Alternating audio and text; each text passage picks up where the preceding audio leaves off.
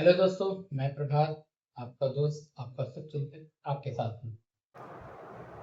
तो दोस्तों, आज मैं एक बहुत ही गंभीर टॉपिक के बारे में आप सबसे बात करना चाहता हूँ और मुझे लगता है कि ये टॉपिक हम सभी आम भारतीयों के लिए बहुत ही इम्पोर्टेंट है, क्योंकि आप चाहे जहाँ पे भी रह रहे हैं, आपको एक मकान की ज़रूरत तो चाहिए रहती है, चाहे वो गांव हो या शहर हो, बड़ा महानगर हो या छोटा शहर हो। सभी जगहों पे आपको खुद का एटलीस्ट एक या दो कमरों का मकान तो चाहिए ही चाहिए।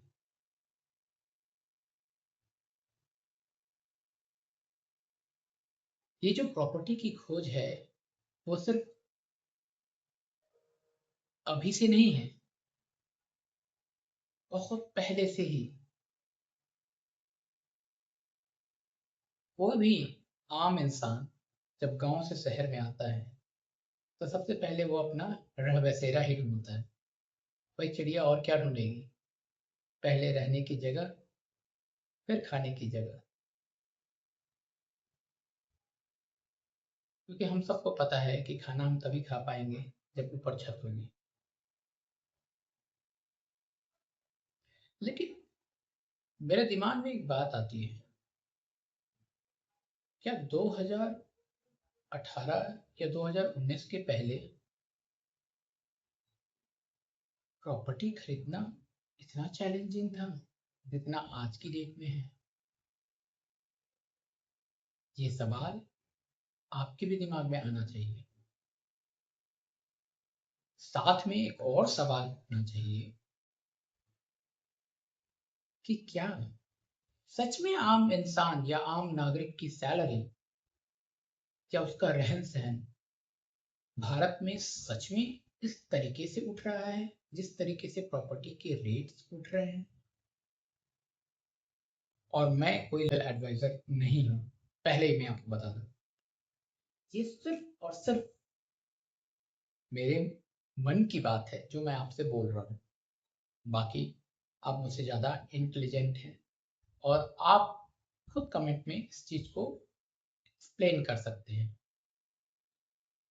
तो दोस्तों चलिए शुरू करते हैं। बड़ा मज़ेदार टॉपिक है ये, क्योंकि कोई भी इंसान, चाहे वो कौन सी भी नौकरी कर रहा है, किसी भी सिटी में है,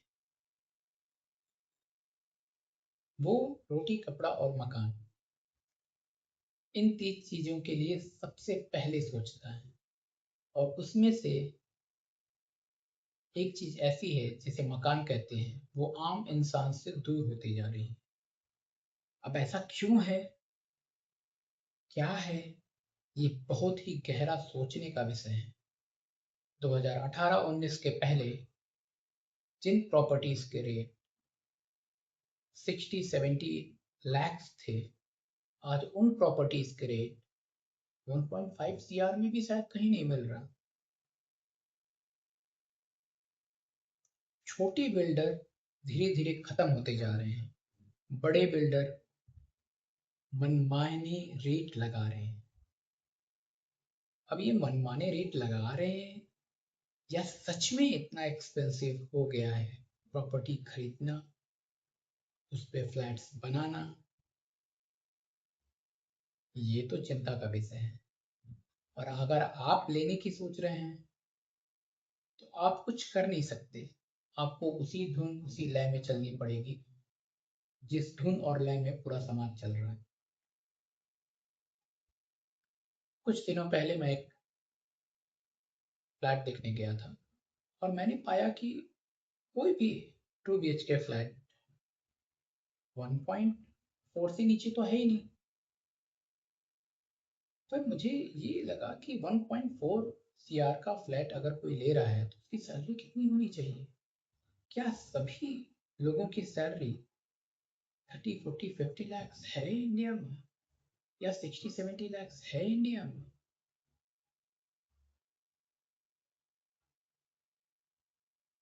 ये सोचने का विषय है।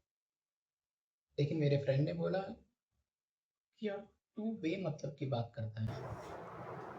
लोग आते हैं बैंक से ईएमआई लेते हैं और बस फ्लैट ले लेते हैं, इतना दिमाग कोई नहीं लगाता।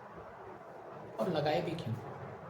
एक ले रहा है तो दूसरा सोच रहा है कि अभी 1.5 है, सिर्फ 1 महीने बाद 1.7 हो जाएगा, 2 महीने बाद 1.8 हो जाएगा, 4 महीने बाद 2 सीआर हो जाएगा, और जब तक पोजीशन आएगा 1.5 सीआर की प्रॉपर्टी 3 सीआर हो जाएगी with in 2 to 3 years down the line. क्या इसका कोई पैमाना है? और अगर है और मुझे पता नहीं है तो आप प्लीज कमेंट में करके बताइए, क्योंकि मेरे जैसे बहुत से व्यूअर्स होंगे जिनके मन में ये सवाल आता होगा कि क्या सच में इसका कोई पैमाना है कि इतनी सीआर की प्रॉपर्टी कितने दिन में डबल या ट्रिपल हो जाएगी। जैसे हम सब जानते हैं कि शेयर मार्केट कोई सट्टा नहीं है। अगर आप इसको सट्टा बोलते हैं तो मतलब आप मार्केट को जानते नहीं हैं, उसके पीछे एक गणित होता है। प्रॉपर्टी के इवोल्यूशन के पीछे भी गणित है, लेकिन मुझे ऐसा लगता है कि उस गणित से कई गुना ज्यादा प्रॉफिट कमाया जा रहा है अब आज के समय। बहरहाल लग्जरी हाउस सेगमेंट पहले भी थे और अभी भी हैं, लेकिन अब जो मिडिल क्लास फैमिली का जो सेगमेंट है वो धीरे धीरे खत्म होता जा रहा है। मिडिल क्लास फैमिली को फोर्स किया जा रहा है कि वो एक्ट करे एज अ रिच फैमिली, और जो उनके पहुंच से बाहर के अपार्टमेंट से वो उनको फोर्सफुली खरीदे, क्योंकि उनके पास कोई ऑप्शन नहीं है। छोटी दुकानें धीरे धीरे बंद हो गई हैं, छोटे बिल्डर धीरे धीरे गायब हो रहे हैं, मिड सेगमेंट के बिल्डर कोशिश कर रहे हैं कि वो बड़े बिल्डर की श्रेणी में आ जाएं, और बड़े बिल्डर के जो सेगमेंट है वो सिर्फ लग्जरियस हाउस ही बेच रहे हैं। तो मिडिल क्लास फोर्स होकर के रिच अपने आप को दिखा करके वो सेगमेंट खरीद रहा है, और इसके लिए हम और आप कुछ नहीं कर सकते। मजे की बात तो ये है। लेकिन दोस्तों ये सिर्फ मेरी सोच थी, और इसीलिए मैं सोचा कि इस टॉपिक के बारे में डिस्कशन किया जाए।